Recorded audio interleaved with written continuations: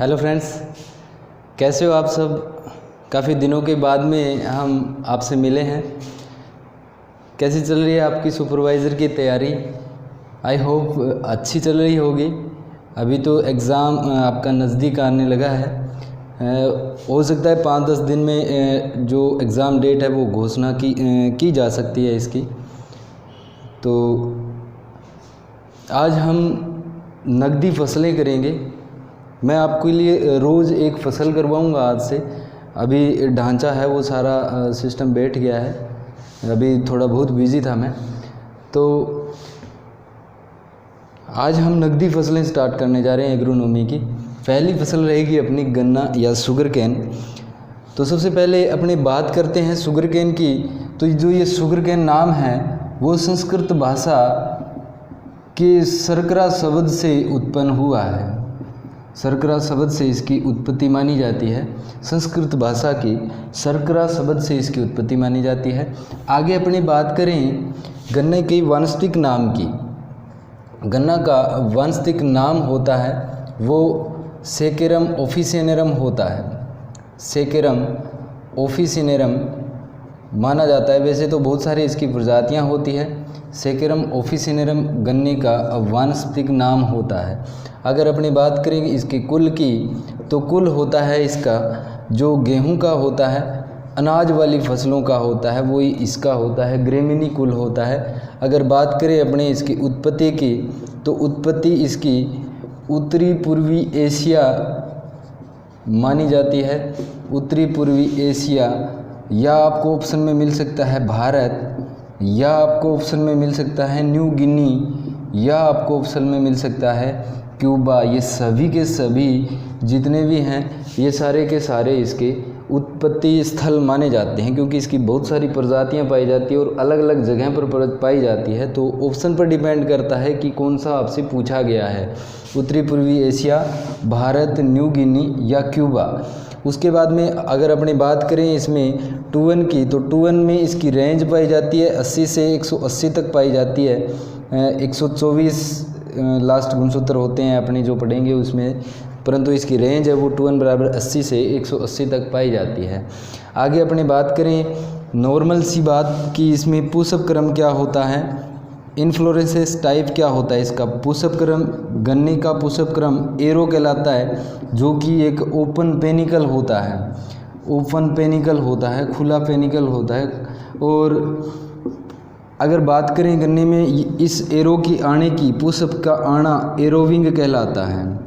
पुष्प का आना एरोविंग कहलाता है। और ये एरोविंग क्रिया होती है, ये फरवरी माह में होती है। ज़्यादातर फूल आते हैं गन्ने के अंदर, वो फरवरी माह के अंदर आते हैं। आगे अपनी बात करें, जो गन्ना होता है वो C4 पादप होता है। C4 यानी इसमें बंडल आच्छादित पाया जाता है। पत्तियों के अंदर प्रकाश संश्लेषण की क्षमता ज़्यादा होती है।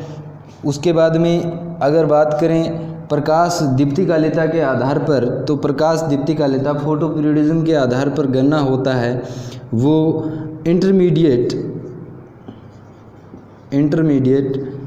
अपना शॉर्ट डे प्लांट होता है, SDP होता है। इंटरमीडिएट मध्यम लघु दिवसीय पौधा ये होता है। आगे अपनी बात करें इसकी स्थिति की कि कहाँ पर उत्पन्न होता है, कैसे उत्पन्न होता है। तो स्थिति की अगर अपनी बात करें, पहले अपने बात करते हैं विश्व की। तो विश्व में सर्वाधिक उत्पादन है वो ब्राज़ील के अंदर होता है। और ब्राज़ील के बाद में भारत का स्थान आता है। भारत का दूसरा स्थान है गन्ना उत्पादन में, भारत का दूसरा स्थान है। अगर अपनी बात करें भारत की, तो भारत में उत्पादन है, उत्पादन व क्षेत्रफल की दृष्टि से अगर देखें तो यूपी प्रथम स्थान पर रहता है, उत्तर प्रदेश। और दूसरे स्थान की बात अगर करें अपने, तो महाराष्ट्र दूसरे स्थान पर रहता है। वहीं पर अगर अपने बात करें उत्पादकता की, तो उत्पादकता प्रति हेक्टेयर पूछी जाती है। उत्पादकता का मतलब होता है कि प्रति हेक्टेयर आपको उत्पादन है वो कौन सी जगह से प्राप्त होता है। तो ये उत्पादकता होता है वो सबसे ज़्यादा अपने को तमिलनाडु से इसकी उत्पादकता है वो मिलती है। गन्ने का वानस्पतिक नाम सेकेरम ऑफिसिनेरम होता है, कुल ग्रेमिनी होता है। उत्पत्ति उत्तरी पूर्वी एशिया, भारत, न्यू गिनी या क्यूबा होता है। 2n बराबर 80 से 180 तक रेंज पाई जाती है। इसका पुष्प क्रम होता है वो एरो कहलाता है। एरो एक प्रकार का ओपन पेनिकल होता है। गन्ने में पुष्प का आना एरोविंग कहलाता है तथा फरवरी माह में पुष्प इसमें आते हैं।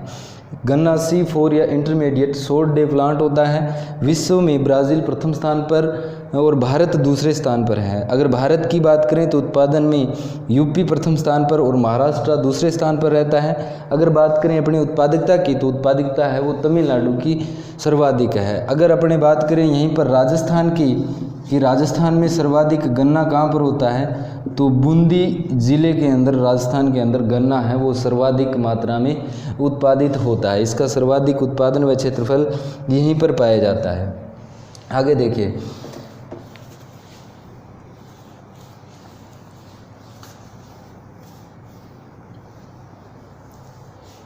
आगे अपने इसमें बात करें इसकी जलवायु की, तो जलवायु होती है ये उष्ण जलवायु का पौधा होता है। उष्ण जलवायु ट्रॉपिकल प्लांट होता है। उसके बाद में अगर इसमें तापमान की बात करें तो 20 से 50 डिग्री सेंटीग्रेड पर। अब अगर इसमें तापमान 20 डिग्री सेंटीग्रेड से कम हो जाता है तो गन्ने की फसल के अंदर कल्ले नहीं फूटते हैं, टिलरिंग नहीं होती है, ठीक है, एक से ज़्यादा शाखाएं नहीं निकलती है। अगर 50 डिग्री सेंटीग्रेड से ज़्यादा हो जाए तो गन्ने का वृद्धि व विकास दोनों हैं वो रुक जाते हैं। आगे अपने बात करें कि इसके लिए उपयुक्त तापमान है वो कितना होना चाहिए, तो टेम्परेचर इसका उपयुक्त होता है वो 26 से 32 डिग्री सेंटीग्रेड तापमान होता है, गन्ने की फसल के लिए सर्वोत्तम रहता है। उष्ण जलवायु का पौधा है। 20 डिग्री सेंटीग्रेड से कम होने पर इसमें कल्ले नहीं फूटते हैं और अगर 50 डिग्री सेंटीग्रेड से ज़्यादा हो जाता है तो इसकी वृद्धि व विकास दोनों हैं वो रुक जाते हैं, याद रखिएगा। उसके बाद में अगर अपने मृदा की बात करें तो गन्ना की फसल के लिए अम्लीय मृदा होती है। हल्की अम्लीय मृदा सर्वाधिक उपयुक्त रहती है। लवणीय मृदाओं में गन्ने की फसल को अपने नहीं ले सकते। इसके लिए उपयुक्त जो pH होता है मृदा के अंदर, pH अपने को 5.5 से 8 pH तक ये सहन कर लेता है। ज़्यादा लवणीय मृदा है वो अपने इसके लिए ज़रूरी नहीं उत्पादित नहीं होती है। 5.5 से 7.5 pH तक ये अच्छी तरह से उत्पादित होता है। आगे अपनी बात करें पौधरोपण की। पौधरोपण में अपने बहुत सारी चीज़ें पढ़ेंगे। पहली चीज़ पढ़ते हैं अपने समय। पौधरोपण में सबसे उपयुक्त चीज़ है, इम्पोर्टेंट चीज़ है समय।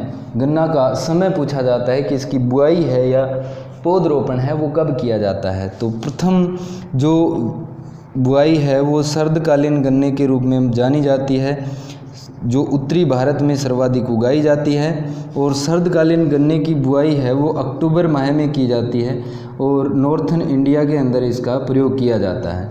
आगे अपने बात करें 2 नंबर, तो 2 नंबर आता है अधसाली गन्ने की बुआई।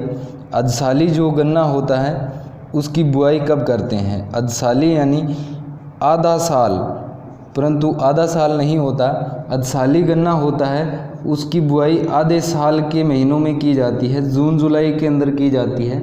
परंतु इसमें 1 साल और 6 महीने लगते हैं, यानी 18 मंथ की फसल है और यह दक्षिण भारत में प्रयोग की जाती है, दक्षिण भारत में मुख्यतः उगाई जाती है। आगे अगर अपन बात करें 3 नंबर की, तो 3 नंबर को कहा जाता है एक साली गन्ना। और एक साली गन्ना होता है उसकी अपने बुआई करते हैं लगभग फरवरी मार्च के अंदर इसकी बुआई की जाती है। फरवरी मार्च में बुआई करने, साल के शुरू में बुआई करते हैं, एक साली यानी साल के शुरू में बुआई करते हैं। बुआई का समय बहुत ही महत्वपूर्ण रहता है और बुआई जो अपनी कटाई है वो 12 मंथ में ये फसल है वो अपनी तैयार हो जाती है। 12 महीने के अंदर फसल है वो तैयार अपनी हो जाती है। आगे अपनी बात करें आगे वाले की, तो आगे देखिए अपने अध्ययन करेंगे इसकी बीज दर की। बीज दर, गन्ना की फसल में बीज दर होती है, वेरी इंपॉर्टेंट, पूछा जाता है कई बार क्वेश्चन। तो देखिए जो अपने बीज होते हैं इनके सेट्स लगाए जाते हैं या पोरियों की बुआई की जाती है। तो पोरियों की बुआई करने के लिए अपने देखिए इसके अंदर जो बुआई के लिए अपने पोरियां प्रयोग करते हैं वो 10 से 12 महीने से पुरानी नहीं होनी चाहिए, 10 से 12 महीने से पुरानी नहीं होनी चाहिए। और पोरियों की जो लंबाई है वो लगभग अपनी 30 से 35 सेंटीमीटर होनी चाहिए, जिस पर बड होनी चाहिए, अच्छी कलिका युक्त होनी चाहिए। इसके बीज को प्रयोग करने के लिए गन्ना का जो ऊपरी 1/3 भाग होता है या आधा भाग होता है वही प्रयोग करना चाहिए, क्योंकि वहाँ पर शर्करा की मात्रा ज़्यादा पाई जाती है और गन्ना है वो अंकुरित अच्छे तरीके से हो जाता है। तो ऊपरी 1/3 भाग अपने को प्रयोग में लेना चाहिए। तो देखिए, गन्ने की अगर अपने एक आंख वाली फसल, एक आंख वाला पोरी ले रहे हैं, प्रयोग कर रहे हैं खेत में बोने के लिए, तो उसके लिए अपने को प्रति हेक्टेयर 1,25,000 सेट्स की ज़रूरत पड़ती है। 1,25,000 सेट्स हैं वो प्रति हेक्टेयर अपने को प्रयोग करनी चाहिए। अगर अपने यहीं पर 2 आंख वाले गन्नों की सेट्स यूज कर रहे हैं तो उनको लगभग अपने को 40 से 60,000 सेट्स हैं वो प्रति हेक्टेयर प्रयोग करने चाहिए। 40 से 60,000 सेट्स हैं वो प्रति हेक्टेयर अपने को प्रयोग करनी चाहिए। अगर 3 नंबर की बात करें तो 3 आंख वाले अगर गन्ने की पोरियां अपने बुआई के लिए यूज कर रहे हैं तो इसमें 35 से 40,000 सेट्स प्रति हेक्टेयर प्रयोग किए जाते हैं। सेट्स प्रति हेक्टेयर।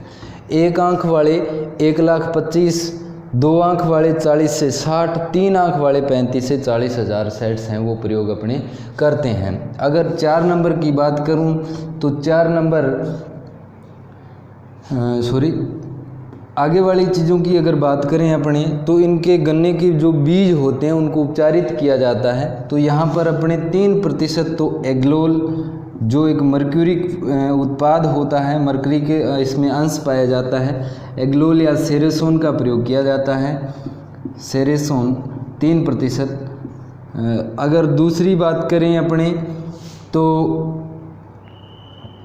6% तक टेफेसोन या एरेटोन का प्रयोग किया जाता है। टेफेसोन या एरेटोन का प्रयोग 6% का यूज किया जाता है गन्ने को उपचारित करने के लिए। इससे क्या होता है, गन्ना में एक रोग होता है लाल सड़न या रेड रोट रोग होता है जो कोलेक्टोट्राइकम फाल्केटम द्वारा होता है। और ये जो रोग होता है वो मर्दोड व जीवोड दोनों प्रकार का होता है। मर्दा के द्वारा भी फैलता है और बीज के द्वारा भी फैलता है। तो उन दोनों को नियंत्रित कर देता है। कवकवर्दी व बैक्टीरियल ग्रोथ को ये रोक देता है क्योंकि मर्क्यूरियल उत्पाद होता है, इसीलिए इसका प्रयोग किया जाता है। अगर आप इसकी स्क्रीनशॉट लेना चाहो तो ले सकते हैं, या साथ साथ में आप इसके नोट्स बनाते रहिएगा। उसके बाद में अगर अपने बात करें आगे वाले की, बीजोपचार के बाद में,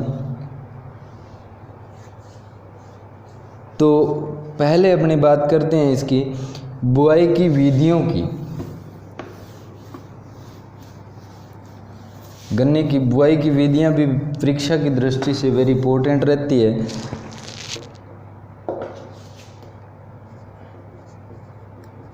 बुआई की विधियां, अगर पहली विधि की बात करें तो पहली विधि होती है समतल विधि। समतल विधि जो सामान्यतः नॉर्थन कंट्री, अपने नॉर्थन जो इंडिया का इलाका है उसके अंदर यूज किया जाता है, उत्तरी भारत के अंदर, जिसे फ्लैट मेथड भी कहा जाता है। इस बुआई की विधि को फ्लैट मेथड भी कहा जाता है। और इस बुआई की विधि के अंदर अपने जो गहराई रखते हैं वो लगभग 8 से 10 सेंटीमीटर गहराई है वो रखनी चाहिए। 8 से 10 सेंटीमीटर गहराई पर इसको बोया जाता है। 2 नंबर की बात करें तो दूसरी होती है खाई विधि। खाई विधि होती है उसको ट्रेंच मेथड कहा जाता है, ट्रेंच मेथड, और ये वेरी इंपॉर्टेंट होती है ट्रेंच मेथड या खाई विधि। सामान्यतः अपने इसे दक्षिण भारत और उत्तरी भारत में समान रूप से इसका प्रयोग किया जाता है। ये विधि उन क्षेत्रों में प्रयोग की जाती है जहाँ पर फसल गिरने की समस्या, क्रॉप लोडिंग की समस्या रहती है, वहाँ पर ज़्यादातर इसकी विधि को प्रयोग किया जाता है। और खाई विधि के अंदर जो अपना गहराई होती है वो 20 से 25 सेंटीमीटर प्राप्त होती है। जहाँ पर फसल गिरने की समस्या पाई जाती है वहाँ पर इसका यूज किया जाता है। और जो सर्वाधिक उत्पादन है वो खाई विधि के द्वारा या ट्रेंच मेथड के द्वारा ही प्राप्त होता है। आगे अपनी बात करें 3 नंबर की, तो 3 नंबर आती है अपनी कुंड विधि। कुंड विधि और या इसे कहा जाता है फूरो मेथड। इसमें क्या करते हैं, अपने सीड ड्रिल के द्वारा पहले कुंड बना लेते हैं और उसमें सेट्स की बुआई कर दी जाती है। तो कुंड विधि होती है, उसमें जो गहराई होती है बीज बोने की वो 10 से 15 सेंटीमीटर रखी जाती है। याद रखिएगा इस चीज़ को। आगे अपनी बात करें खाद व उर्वरक की। खाद व उर्वरक, खाद व उर्वरक में अपने एनपीके पढ़ते हैं। हर फसल का आपको एनपीके याद होना चाहिए, नाइट्रोजन, फास्फोरस व पोटास, क्योंकि एक एनपीके का क्वेश्चन फिक्स रहता है। एनपीके में आपसे नाइट्रोजन पूछा जा सकता है, फास्फोरस पूछा जा सकता है और पोटास का क्वेश्चन पुट आउट हो सकता है। पिछली बार प्याज का आया हुआ था, तो आप मेरे को कमेंट करके बताइएगा प्याज में पोटास की मात्रा है वो कितनी डालनी चाहिए। नाइट्रोजन, फास्फोरस व पोटास।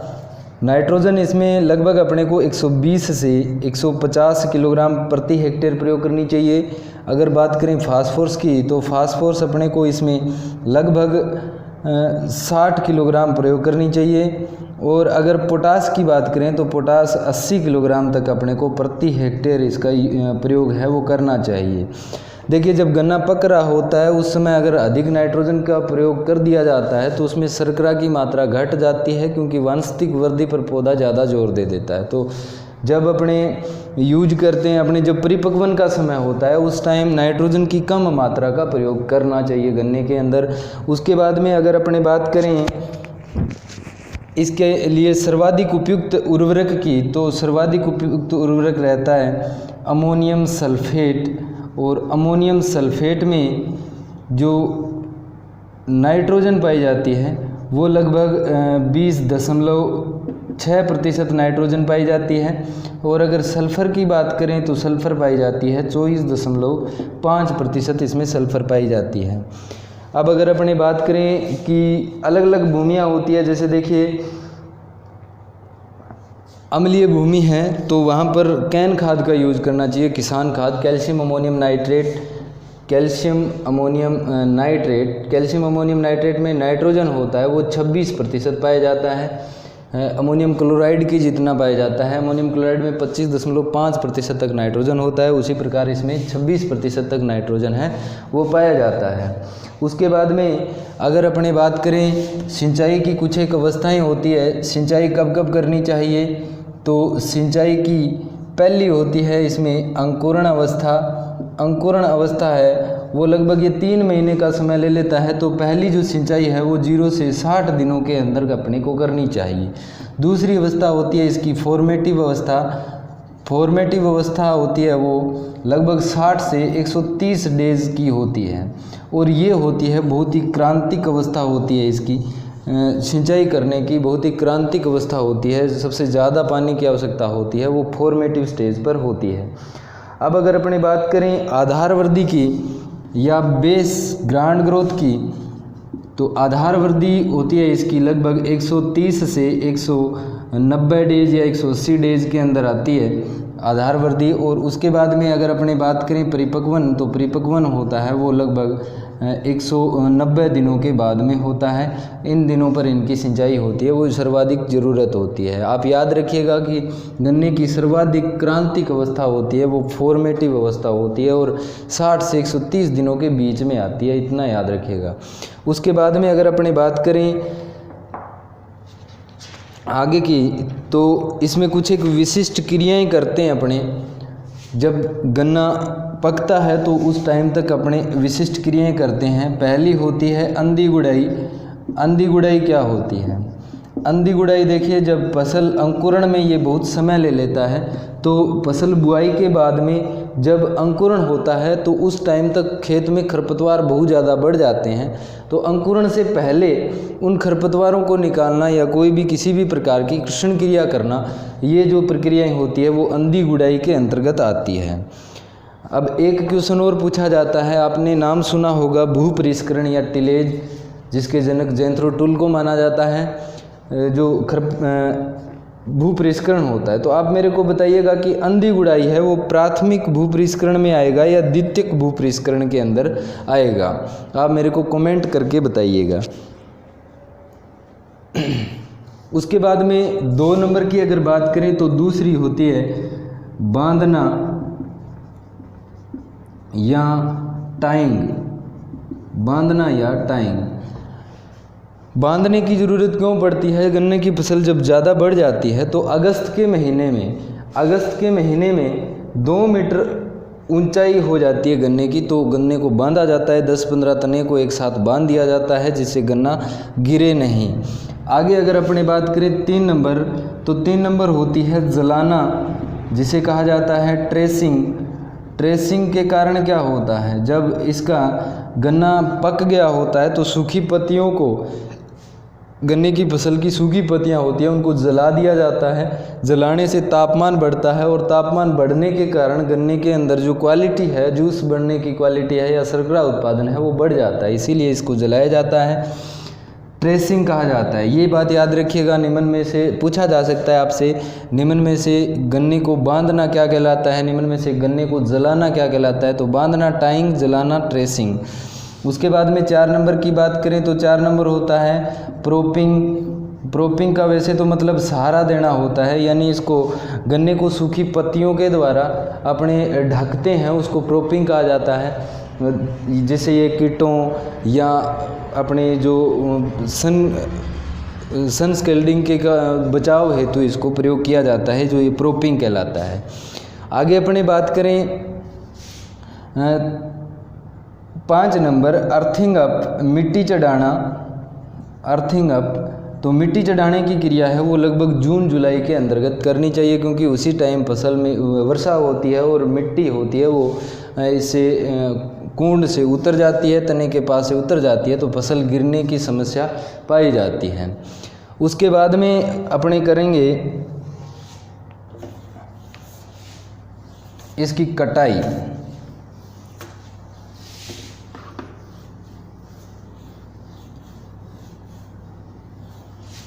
आप मेरे को कमेंट करके ज़रूर बताइएगा आपको कैसा लगा गन्ने का फसल। आगे देखिए अपने करते हैं इसकी कटाई। तो कटाई करने से पहले अपने को, इस कटाई करने से 40 दिन पहले अपने को इसमें एक रसायन छिड़कना चाहिए। अगर गन्ने को कृत्रिम रूप से पका रहे हैं तो ग्लाइफोसाइन या पोलेरिस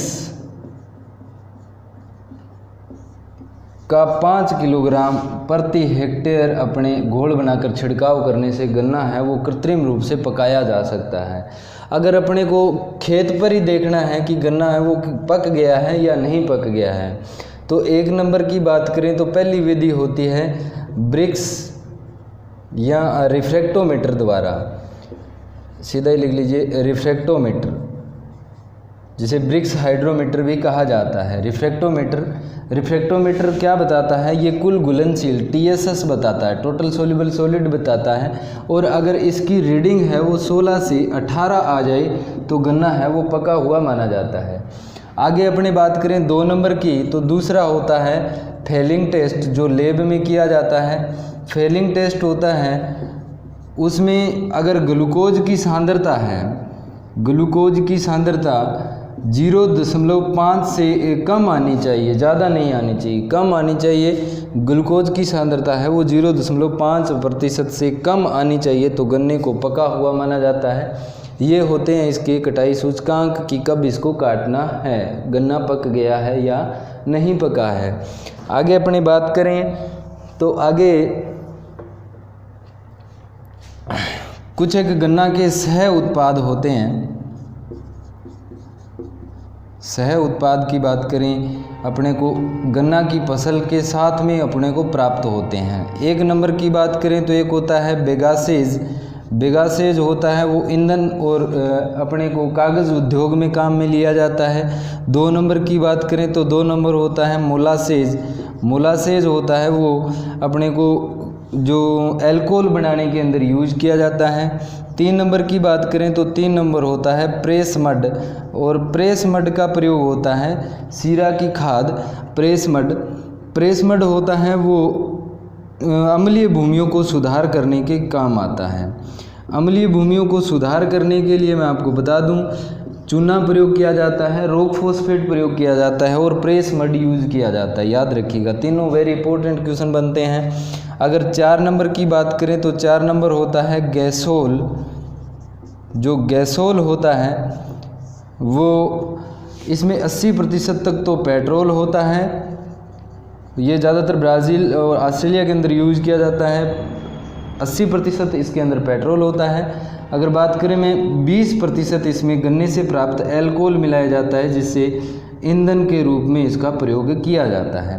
20% अल्कोहल मिलाकर 80% पेट्रोल के अंदर तो इसका प्रयोग है वो ईंधन के रूप में किया जाता है। ये इतने सारे इसके सह उत्पाद होते हैं। आगे अपने बात करें इसमें गन्ना की फसल में अपने को उपज कितनी प्राप्त हो जाती है। कटाई हो गई, अभी अपने बात करेंगे उपज की। तो उपज है वो पहले अपने बात करते हैं एक साली गन्ना से उपज। एक साली गन्ना है वो लगभग 400 से 600 क्विंटल अपने को प्रति हेक्टेयर प्राप्त हो जाता है। 2 नंबर बात करें अपने अधसाली गन्ना की, तो अधसाली जो गन्ना है वो अपने को लगभग 1000 से 1200 क्विंटल प्रति हेक्टेयर प्राप्त हो जाता है। 1000 से 1200 क्विंटल प्रति हेक्टेयर। अगर मैं बात करूं 3 नंबर, तो 3 नंबर होता है एक खाई विधि का अलग से पूछा जाता है। तो खाई विधि का जो गन्ना होता है उसमें से अपने को लगभग 700 क्विंटल प्रति हेक्टेयर उपज है वो प्राप्त हो जाती है। तीनों आप याद रखिएगा। आगे अपने बात करते हैं इसमें कीट व रोग की। कीट व रोग, गन्ना की फसल में लगने वाले कीट व रोग। तो पहला कीट होता है इसमें 1 नंबर तना छेदक। तना छेदक या शीर्ष भेदक जिसको कहा जाता है टॉप बोरर। टॉप बोरर ये गन्ने का जो ऊपरी सिरा होता है उसको खा जाता है। ऊपरी सिरा खाकर ये गन्ने के अंदर नीचे प्रवेश कर जाता है और इसका जो बीच का भाग होता है, गुद्दा होता है, जो बंडलाच्छद होता है, जाइलम फ्लोएम होता है, उसको खा जाता है। उसको खाने के कारण इसमें डेड हार्ट उत्पन्न हो जाता है। डेड हार्ट उत्पन्न हो जाता है। तो पूछा जाता है कि डेड हार्ट होता है वो किससे उत्पन्न होता है, तो तना छेदक से होता है। अगर अपने बात करें गन्ना का जो ऊपरी शीर्ष को खाने से कुछ कलिकाएं मर जाती है तो गन्ना ऊपर से बढ़ना स्टार्ट होता है। अगर इसका शीर्ष खा जाता है तो ऊपर वृद्धि नहीं होती है, यहाँ से कल्ले फूटते रहते हैं और ये गुच्छे में बदल जाता है। गुच्छे में बदलने के कारण कई बार इसके लक्षण के रूप में पूछा जाता है कि गन्ना में बंची टॉप लक्षण किस कीट के कारण होता है, तो वो तना छेदक के कारण होता है। बंची टॉप जो लक्षण होता है वो गन्ना में अपने तना छेदक के कारण होता है। उसके अगर बाद में बात करें अपने इसका नाम की, तो नाम होता है इसका ट्राइपोराइजा नोवेला। ट्राइपोराइजा नोवेला इसका नाम होता है। पहला कीट होता है तना छेदक टॉप बोरर जो गन्ने की फसल में डेड हार्ट उत्पन्न करता है और बंची टॉप लक्षण इसको में लेकर आता है। इसके लिए जो अपने नियंत्रण करते हैं वो नियंत्रण के लिए अपने गर्मी बहुत है भाई, कार्टफ हाइड्रोक्लोराइड वेरी इंपॉर्टेंट है, बहुत बार पूछा जाता है। कार्टफ हाइड्रोक्लोराइड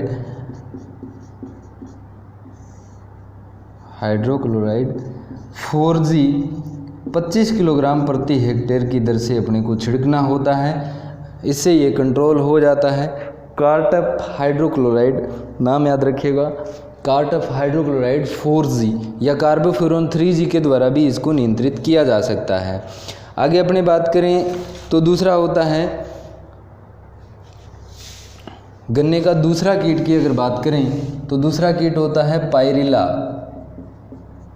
पायरिला कीट होता है वो शुगरकेन लीफ होपर के नाम से जाना जाता है, SLP शुगरकेन लीफ होपर। इसका जो बॉटनिकल नेम होता है वो होता है पायरिला परप्यूसिला। पायरिला परप्यूसिला इसका बॉटनिकल नेम जूलॉजिकल नेम होता है पायरिला परप्यूसिला। और ये कीट होता है वो गन्ने की फसल पर शहद जैसा पदार्थ है वो इकट्ठा कर देता है। शहद जैसा पदार्थ इकट्ठा कर देता है। गन्ने की फसल पर शहद जैसा पदार्थ किस कीट के कारण इकट्ठा होता है? पायरिला के कारण। और इसके नियंत्रण के लिए अपने को लगभग 40 से 50 हज़ार 40 से 50 हज़ार ट्राइकोग्रामा जैविक उपचार इसका किया जाता है। ये वेरी इंपॉर्टेंट है। अभी एक एग्ज़ाम में जो कोटा टीए का एग्ज़ाम था उसमें पूछा गया था 40 से 50 हज़ार ट्राइकोग्रामा इसमें अंडे हैं वो छोड़े जाते हैं। ट्राइकोग्रामा एक अंड परजीवी होता है जो कीटों के अंडों को नष्ट करता है। इसके जो कार्ड आते हैं उनको ट्राइको कार्ड बोला जाता है और जैविक नियंत्रण की प्रभावी विधि होती है। एक ट्राइकोडर्मा होता है वो फफूंद होता है और वो बीज नियंत्रण के अंदर प्रयोग किया जाता है, बीज उपचार के अंदर प्रयोग किया जाता है। उसके बाद में अगर तीसरे कीट की बात करें तो सफ़ेद मक्खी होती है। नॉर्मल सा सफ़ेद मक्खी, सफ़ेद मक्खी। अब देखिए ज़्यादातर फसलें होती है उनमें सफ़ेद मक्खी का नाम है वो बेमेसिया टेबेसाई होता है, परंतु इसमें सफ़ेद मक्खी का नाम है वो एल्ब्यूरोडस बारबेडिस होता है। एल्ब्यूरोडस बारबेडिस पूछ लिया जाता है, थोड़ा सा डिफरेंट रहता है तो पूछ लिया जाता है। एल्ब्यूरोडस बारबेडिस सफ़ेद मक्खी का जूलॉजिकल नेम होता है। उसके बाद में अगर अपने बात करें रोगों की तो पहला रोग आता है अपना लाल सड़न। कीट अपने हो गए हैं। लास्ट बचा है रोग। पहला रोग होता है लाल सड़न। लाल सड़न में नाम से स्पष्ट है जब गन्ने को अपने चीरते हैं तो उसके बीच में से इसका जो गुद्दा होता है वो लाल हो जाता है। लाल सड़न रोग होता है वो कवक के द्वारा होता है और कवक का नाम होता है कोलेक्टोट्राइकम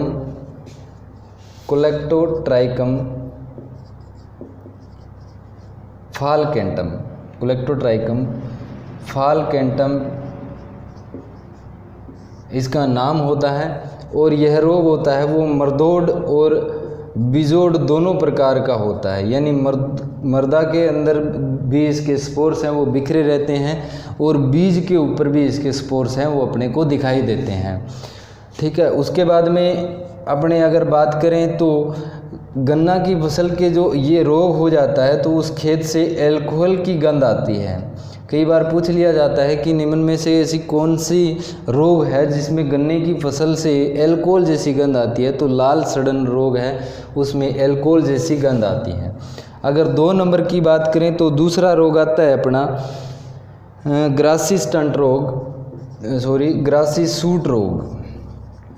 ग्रासी सूट रोग, ये जो रोग होता है ग्रासी सूट रोग, ये एक माइकोप्लाज्मा द्वारा होता है। माइकोप्लाज्मा MLO द्वारा होता है और इसका जो वाहक होता है वो एफिड होता है। ग्रासी सूट रोग होता है, उसका वाहक होता है वो एफिड होता है। उसके बाद में अगर अपने 3 नंबर की बात करें तो रेटून स्टनिंग डिजीज़ होता है RSD, जो पेड़ी फसल होती है उसी के अंदर लगता है। और इस रोग का जो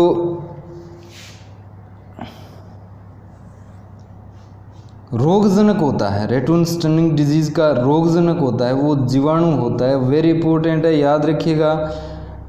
रोगजनक का नाम होता है क्लेवीबैक्टर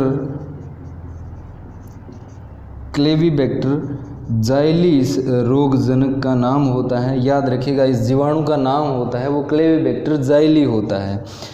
अच्छे तरीके से इनको याद कीजिएगा, पढ़ लीजिएगा अच्छे तरीके से। उसके बाद में 4 नंबर रोग की बात करें तो 4 नंबर रोग होता है समट रोग, जिसे कंड भी कहा जाता है, कंड रोग भी कहा जाता है। तो ये जो कंड रोग होता है ये कवक के द्वारा होता है और इस कवक का नाम होता है अस्टिलेगो सकेटेनीमिया। अस्टिलेगो सकेटेनीमिया इस रोग का रोगजनक होता है। इस रोग के नियंत्रण के लिए अपने कोई भी फंजीसाइड का प्रयोग करना है। और ये किसकी खास बात होती है, जो ये रोग होता है समट, इसके अंदर जो गन्ने का ऊपरी सिरा होता है वो इस तरीके से पूंछ के आकार में बदल जाता है। तो इसीलिए इस रोग को वीप समट भी कहा जाता है, वीप समट भी कहा जाता है। पूंछ के समान बदल जाता है, जैसे फूल गोभी में वीपटेल होता है, पूंछ के समान उसकी ऊपरी सिरा बदल जाता है तो उसे वीपटेल कहा जाता है। उसी प्रकार से वीप समट रोग है वो इस समट को कहा जाता है, कंड रोग को कहा जाता है वीप समट। आगे अगर अपने 5 नंबर रोग की बात करें तो एक रोग और होता है पाइनएप्पल रोग होता है। पाइनएप्पल रोग का मतलब होता है कि इसमें जो पोरियाँ होती है वो गल जाती है, तो इसको पोरी गलन रोग भी कहा जाता है, पोरी गलन रोग भी इसको कहा जाता है। तो इतनी बातें हैं फ्रेंड्स, याद रखिएगा। आशा करता हूँ आपको वीडियोस पसंद आया, मैटर आपको अच्छा प्रोवाइड करवाने की कोशिश की है। आशा करता हूँ इससे बाहर कुछ नहीं जाने वाला है और आप अच्छे तरीके से स्टडी कीजिए। Thanks for watching. अब हमारे चैनल को ज़्यादा से ज़्यादा सब्सक्राइब कीजिएगा, लोगों तक पहुंचाइएगा आपके जो AGS एग्रीकल्चर सुपरवाइज़र की तैयारी कर रहे हैं उनसे। और आज से मैं आपको रोज़ वीडियोस अपलोड करा करूँगा। थोड़े दिनों के लिए मैं बहुत बिज़ी था और अपना सेटअप बनाया है अभी, तो सेटअप अच्छे तरीके से चलेगा तो आपको प्रोवाइड करवाता रहूँगा। Thank you friends, thanks.